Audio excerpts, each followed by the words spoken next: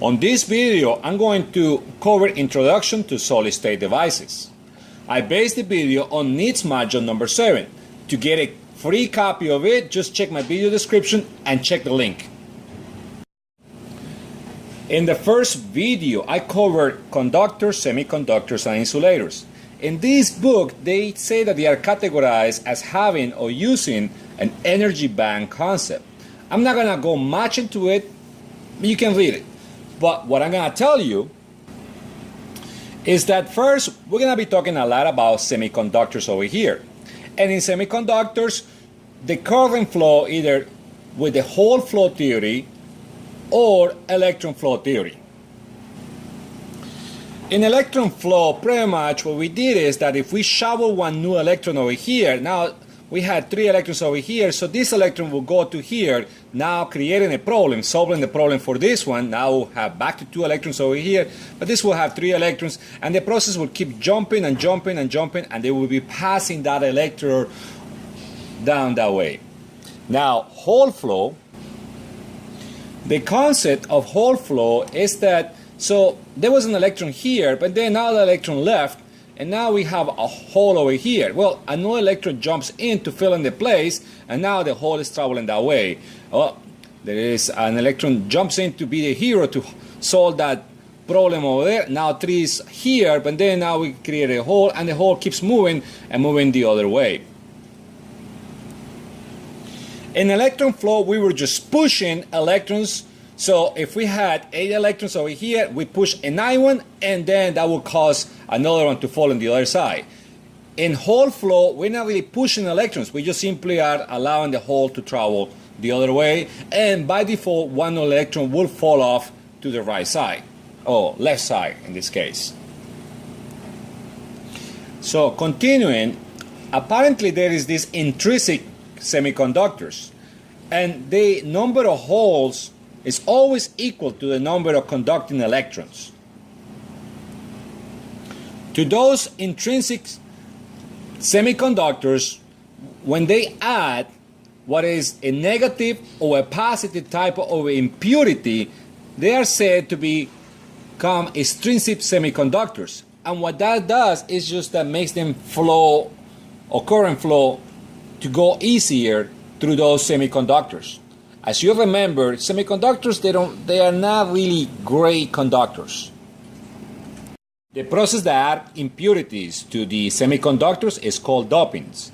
If you add an impurity that is of N-type or negative, you will have excessive amount of electrons, and that majority of current flow is going to be based on electron flow.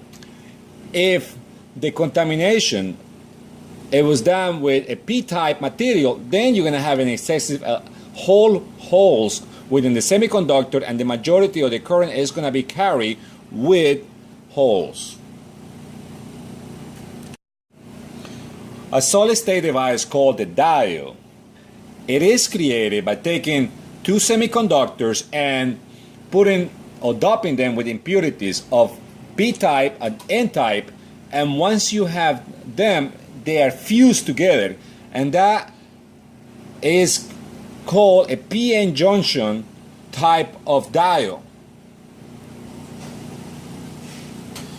So when you take two semiconductors, one is contaminated by the N-type or doped by the N-type material or impurity, and the other one with the P-type impurity, and once you join them, what happens is that, see, these first row of electrons will try to go into the P side, and eventually what's going to happen is that all these electrons, now they are here, but now they got holes over here, so there is a gap over here, and because of that, no more electrons keep jumping to this side. So that area is called a depletion area, and because of that, there is no more reaction per se. If we take the same diode, and now what we do is, if we hook up a battery, the negative to the negative region of the diode and the positive to the positive region of the diode, as electrons start flowing into here, for the moment, as electrons starts flowing, it's going to look like this because electrons are going to be filling in so fast this region over here of depletion that these electrons are going to start moving and going in through the battery, and there's going to be current flow through this diode. That situation is called forward bias. There is a reverse bias, and that is when you flip things around. And by things, I mean the battery. Now notice that the negative is put to the P side of the diode, and the positive of the battery to the N type of the diode. So what's going to happen now is that the electrons that they were here, now they try to go to the positive side of the battery, creating a bigger amount of holes over here, and the depletion area gets bigger. Now what's going to happen is that as soon as you hook up the battery, there is a little bit of electrons that travel this way, and then that's it. There is a total stop, and there will be no current flow. Here in this graph, they explain the current flow. So whenever we put the battery in the opposite direction, and then we increase the voltage in the opposite direction like it was here, there is, even if we increase the voltage 40 volts or 80 volts for this diode, there is no current flow. But if we flip the battery back again to where we put negative in this side and positive in this side, if we put a 1 volt battery, we get very little current flow. If we put 3 volts battery now, we're going to have 500 milliamps of current flow. So the higher the voltage, the higher the current that we're going to get through that diode. Now, diodes have limitations. So don't believe that we can put infinite amount of voltage over here to expect infinite amount of current. It doesn't work that way. They have the limitations. PN junction diodes are mostly used to rectify, and what that is convert AC power or AC current to direct current. Another reason why they are used is to use a signaling diode for mixing, detecting, and switching signals. Here, I'm going to show you how AC gets converted into DC. This is a symbol for a diode. Now, this is the negative side, and this is the positive area of the diode. Current always flows against the arrow. So, in AC, when electrons are flowing this way, they go against the arrow, and they will actually flow. From the point of view of the resistor, electrons are going up at that point. Now, eventually, as you already know, this will stop flowing, and then it's going to switch. Now electrons are going to try to go the other way because in this side is AC. But see, when I try to do this over here, I'm going against the arrow. That is the reverse bias. So since I'm in reverse bias, there is actually no current flow. So remember that in AC we had this sine wave, and then we had the negative side. The negative side for this diode is not going to be conducted. It's only the positive one.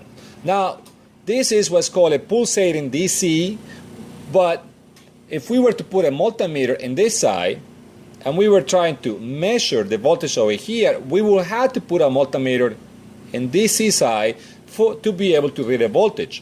If we put it in AC setting, we will get 0 volts because the multimeter is going to say that that side of the house is DC and not AC. Let's do a little review on the AC sine wave. Remember that the AC was represented by a sine wave that represented the positive and the negative polarity and so on and so forth of each cycle.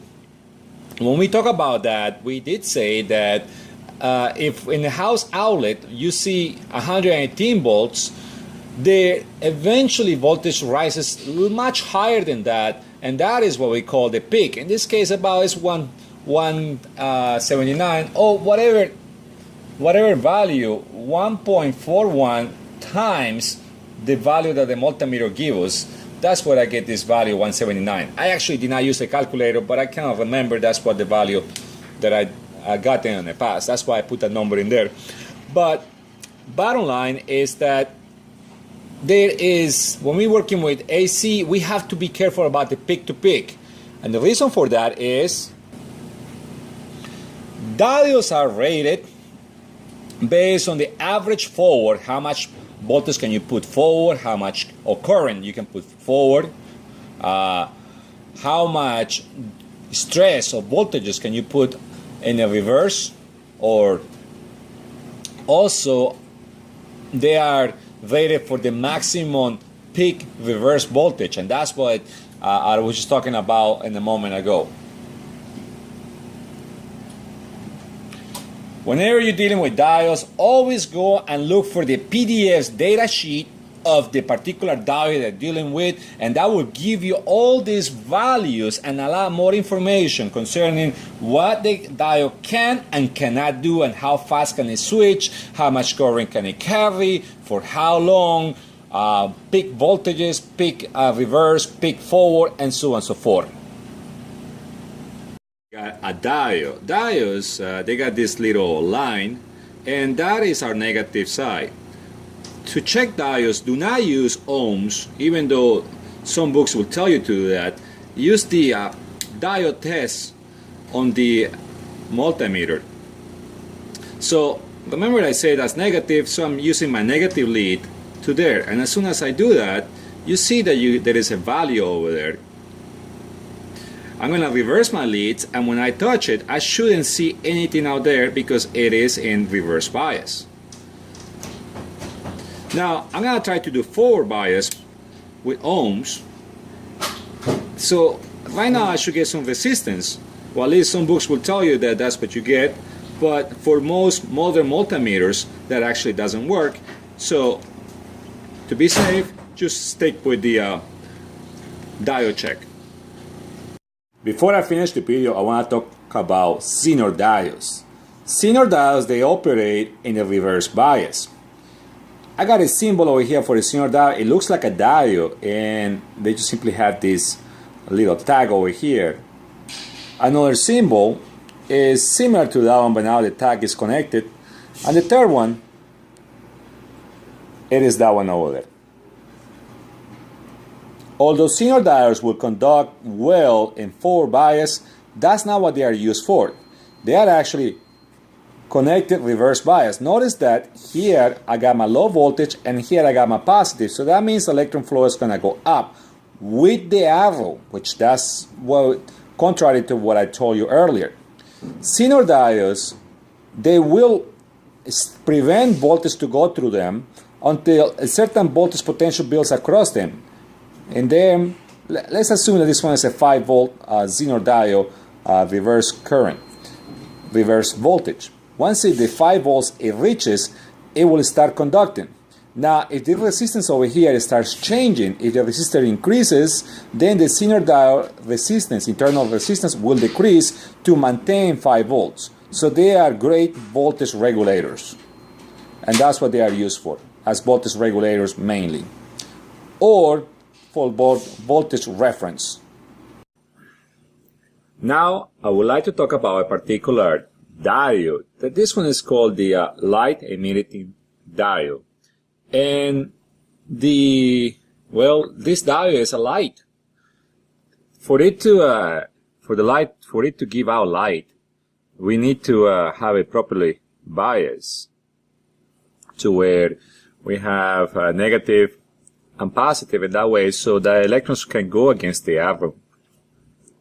Diodes, or rather LEDs, at least these ones, the ones that you find in displays, they consume very, very little power, 20 milliamps. Unlike most diodes that they are used to rectify power or block certain signals, this one over here is just used for these light purposes, and it's just to give out indications. They consume very little power. The light is relatively bright. There is a new revolution of some LEDs that are very powerful. You even see them on your Android phones or iPhones, and they give out a very, very bright light, and they still consume little power, obviously higher than 20 milliamps, but LEDs are around and they are just diodes. Inside there, when you look at them, you should be able to tell them which side is positive and which side is negative. In this one, you see like the bigger part of it is always the negative side, which is also corresponding to this one over here. See, the bigger part is the negative, and they always have one leg shorter. The leg shorter is the negative side. These light emitting diodes also are used to create opto-isolator. This is the word that I say. This is an opto-isolator. And they come in little chips. This is a pack of 3 legs. Some of them, they got multiple legs, but you got multiple opto-isolators in one chip. Some chips, they only have one set of opto-isolators. And what they are is a way to have two circuits totally divided electrically. So in one side, you provide a signal, which it will turn the LED on, and then the other side will act as a switch to conduct power. This is a transistor. I know we haven't covered transistors yet, but for right now, just understand that this phototransistor, whenever we get a light over here, all it does is allows electrons travel in this one, since it's the arrow pointing out, will allow electrons travel this way. Let me show you an example of a practical use for an opto-isolator. So given this schematic, I'm going to ask you to believe or press the I believe button, because there is a lot of components in here that you might not be familiar with. But as you study further other lessons, you can come back to this if in case you didn't understand some of the parts. So here I got a circuit card, and the circuit card is going to get inputs from sensors and inputs from push buttons or just keyboards, and all of that, the circuit card will decide what to do, whether if this is an elevator. So let's say that if it was an elevator, these were the sensors to indicate that the door is closed, that where to let the system know where the elevator is at, and then somebody press a button to send the elevator from one deck to another deck. If all the permissions and all the safeties are met, then the command is evaluated, and then a logic command is given out. Circuit cards, they work in a very, very low voltage. Like this one over here, 5 volts. 5 volts is pretty standard for a lot of the circuit cards nowadays. So how does a circuit card, which is literally a computer, how does it control a big motor? Well, really what they do is they take the signal and they send it to an opto-isolator, which I didn't complete this one over here. There. And this is a diode, and look, it has a little arrows pointing out. That means that it's a photodiode, which means it just sends light. So I got it connected to negative, a resistance to limit the amount of current, since I did say that the maximum currents that these LEDs can conduct is 20 milliamps. Anything greater than that will destroy it. So I will have to pick a resistance that it will keep my current low. For that, this is just a reminder. I will have to use the formula E times I by the resistance. So if I divide 5 volts by 20 milliamps, I should get the minimum resistance value that I should have over here. But anyway, moving on. When the circuit card decides that it needs to send the elevator, let's say, in the up position, and let's say that this is the up motor, then 5 volts come out, and it's just really what it does is turns the light on. Now, what it does is this is like a switch that now this side of the other control circuit of the opto-isolator, it conducts. And as it conducts, now power gets to this SSR, which I covered how SSRs function in one of these, on the third video of solid state components. As the SSR gets power, really with the SSR, what it does, it just closes its contact and now allows 110 volts, which comes from a 440 transformer, to come in. So here, this power, the one that is over here, A phase, now it comes in, goes through the switch, it comes over here, and now we got A phase over here. This other side of the transformer has B phase over there, now it's B phase over here. Bottom line is that this contactor gives 120 volts. A contactor, please watch a video of contactors, and what it is really a device that has little daughter set of contacts. These are big, gigantic switches per se. As soon as this gets energized, those big switches close, and now the big motor is turning, controlling the elevator up. So, in a nutshell, the circuit card makes decisions, and it just works at 5 volts. With those little tiny 5 volts controls a little diode, which happens to control a bigger circuit that can only go up to 12 volts. The 12-volt circuit controls a circuit that can go up to 120 volts. And the 120-volt circuit controls the 440 circuit that energizes the motor. This is one way to use Opto-Isolators. If there was a major power surge over here that might destroy the SSR and even this side of the Opto-Isolator, power will never travel to this side because the signals are being sent from this side of the Opto-Isolator to this side of the Opto-Isolator. It's just light. So there is literally no wire connections between this point and this point. So they are electrically isolated. They are only optically coupled. And that is a great advantage.